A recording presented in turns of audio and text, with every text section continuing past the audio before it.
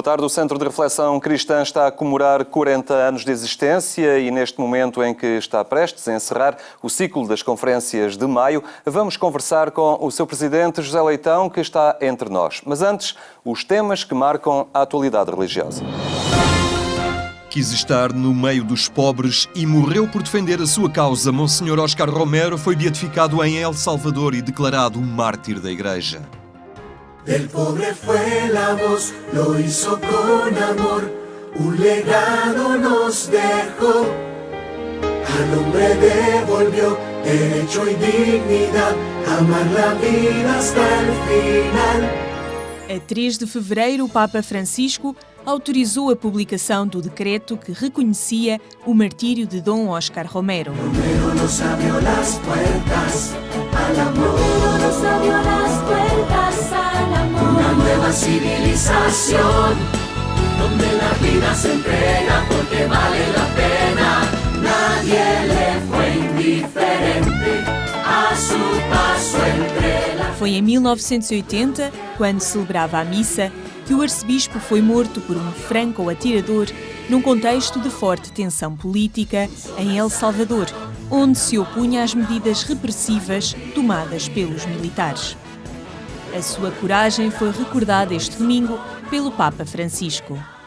Monsignore Óscar Romero, arcivescovo di San Salvador,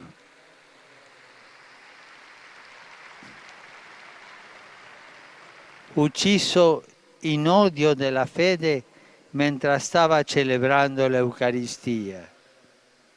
Questo zelante pastore, sull'esempio di Gesù, ha scelto di essere in mezzo al suo popolo, specialmente ai poveri e agli oppressi, anche a costo della vita. Mas também no Quênia, a Igreja apresentava outro modelo de santidade, ao beatificar a religiosa Irene Stefani. La suora è Suor Irene Stefani, italiana, delle missionari della Consolata.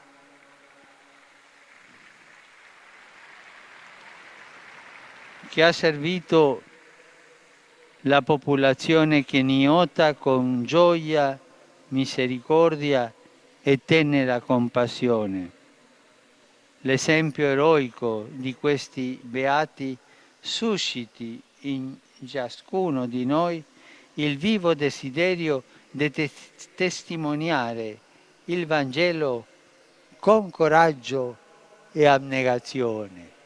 O rito de beatificação constitui a penúltima etapa para a canonização, mediante a qual um cristão é declarado santo e se alarga a sua veneração a todas as nações e congregações religiosas.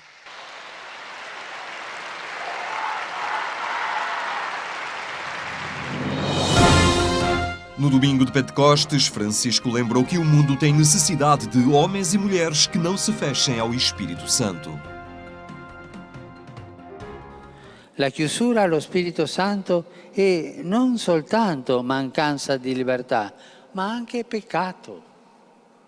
Ci sono tanti modi di chiudersi allo Spirito Santo, nell'egoismo del proprio vantaggio, nel legalismo rigido, come l'atteggiamento dei dottori della legge che Gesù chiama ipocriti, nella mancanza di memoria per ciò che Gesù ha insegnato, nel vivere la vita cristiana non come servizio ma come interesse personale e così via. Invece il mondo ha bisogno del coraggio della speranza, della fede e della perseveranza dei discepoli di Cristo. Il mondo ha bisogno dei frutti, dei doni dello Spirito Santo, come elenca Paolo nella lettura: amore, gioia, pace, magnanimità, benevolenza, bontà, fedeltà, mitezza, dominio di sé. O Museu Diocesano de Santarém recebeu este ano o Prémio Vasco Vilalva da Fundação Calouste Gulbenkian.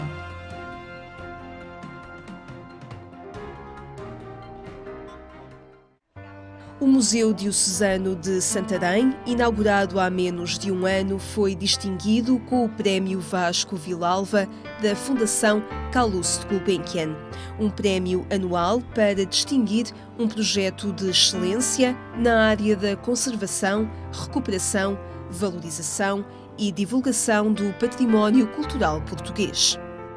O Prémio Vilalva significa, antes de mais, é um grande motivo de alegria e, ao mesmo tempo, de responsabilidade para o Museu Diocesano de Santarém. Como sabem, o museu abriu as portas a 12 de setembro de 2014. É um museu que está em Santarém e, portanto, numa cidade vizinha de Lisboa e que arriscou abrir as portas e oferecer este percurso que aqui se propõe aos visitantes.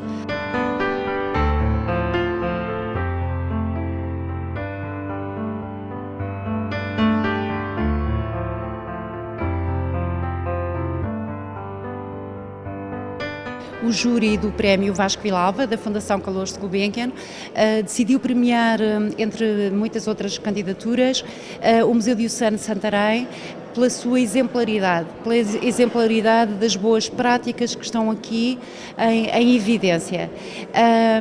Trata-se de um espaço que foi recuperado com exigentes critérios ao nível da conservação e do restauro. O Museu Diocesano de Santarém oferece a possibilidade de descobrir por dentro uma arquitetura monumental, multissecular e de matriz jesuítica. Nas salas do museu, o visitante pode conhecer dezenas de obras de arte religiosa, raras ou mesmo de todo desconhecidas, que às voltas da história fizeram património de fé e do povo ribatejano. Este museu, como dissemos desde o princípio, é um museu de território, porque é um museu que alberga, digamos assim, todo um conjunto de peças que incidem sobretudo na escultura e na pintura, com alguns apontamentos depois também da orivesaria, enfim, e também do livro antigo, mas tudo isto são peças, na sua grande parte, que eram do fundo antigo do velho seminário de Santarém, depois da Catedral, das paróquias da cidade de Santarém e de outras paróquias da Diocese.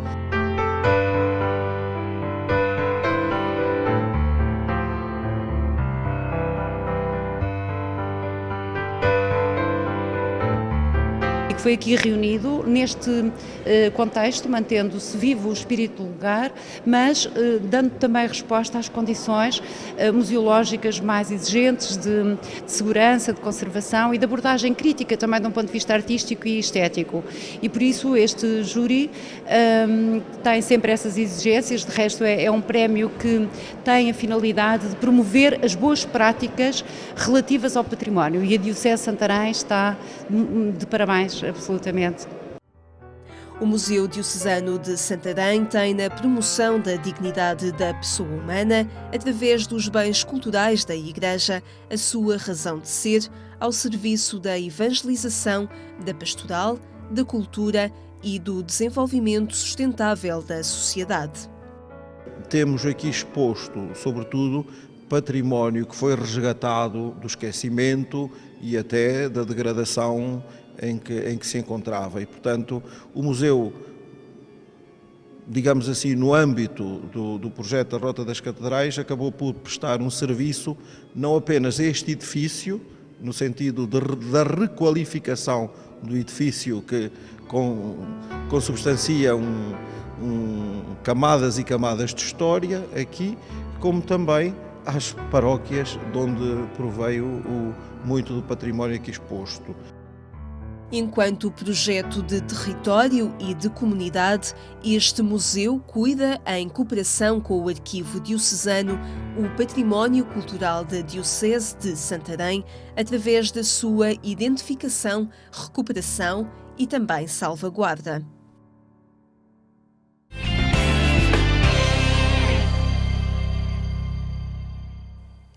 São temas que pode acompanhar em agência.eclésia.pt. Em 1975 nascia o Centro de Reflexão Cristã, uma iniciativa de um grupo de leigos e algumas congregações religiosas que desejavam um espaço independente para refletir em torno dos desafios que os tempos novos colocavam à Igreja. Connosco está José Leitão, é presidente da direção do CRC. Muito boa tarde, obrigado por estar connosco. 40 anos, já são alguns anos, é um período considerável, é um momento para olhar este património de reflexão de caminho que foi feito, também de perspectivar dias futuros. Como é que estão a viver esta data redonda para o CRC? Estamos a ver essa data com muito entusiasmo. Naturalmente que há duas dimensões. Uma é a dimensão, digamos, de valorizar e tornar presente tudo o que são 40 anos de empenhados de luta pela renovação da Igreja, pelo empenhamento na sociedade, numa perspectiva libertadora, mas ao mesmo tempo, e isso está presente nomeadamente com a temática escolhida para as conferências de maio deste ano, que tem a ver com algumas das reflexões fundamentais que ao longo dos anos fomos fazendo, mas também é um momento de uma nova partida. Nós dizia na última conferência o padre Tolentino Mendonça que normalmente aos 40 anos deixámos de ser revolucionários e passamos a uma fase de acomodação. E dizia isso a propósito de uma conferência recente, de uma das conferências de maio recente, que tinha como tema uma cultura da beleza, do e da gratuidade, que manifestamente é algo que não existe. E, portanto, é algo que é um objetivo revolucionário no sentido de que é preciso criar uma sociedade que assim seja. E efetivamente, nós também vivemos estes 40 anos nesse estado de espírito. Por um lado, fazer memória de tudo que foi feito, recordar muitos dos que deram um contributo fundamental ao Centro de Reflexão Cristã e que, infelizmente, já faleceram, mas também um novo ponto de partida, acolhendo novas pessoas. Houve uma preocupação muito grande, por exemplo, nas conferências de maio, que, pelo menos, tanto quanto possível, um dos conferencistas pertence a uma geração mais jovem, no sentido também de criar, digamos, de começar a construir o futuro. Portanto, isto é também o primeiro dia do resto das nossas vidas, digamos assim. As conferências de maio estão a decorrer, aliás, encerram amanhã com o último tema, o diálogo interreligioso Caminho para a Paz. É um momento central na vida do CRC, estas conferências, estes momentos de reflexão. Amanhã é um tema muito na ordem do dia, não é? A questão do diálogo interreligioso. Sim, também. Nós temos preocupado muito com o diálogo, particularmente, não só entre cristãos, naturalmente, mas com o diálogo nomeadamente com a comunidade judaica, e com as comunidades muçulmanas. E nesse aspecto, ao longo dos tempos, foram realizadas várias iniciativas. Recordo-me, por exemplo, tivemos, de facto, iniciativas interessantes, quer nas nossas sede, quer noutros espaços. Houve uma delas que decorreu há uns anos na Capela do Rato, por exemplo. E, efetivamente, uma delas, por exemplo, centrou-se no como é que Jesus era visto pelas diferentes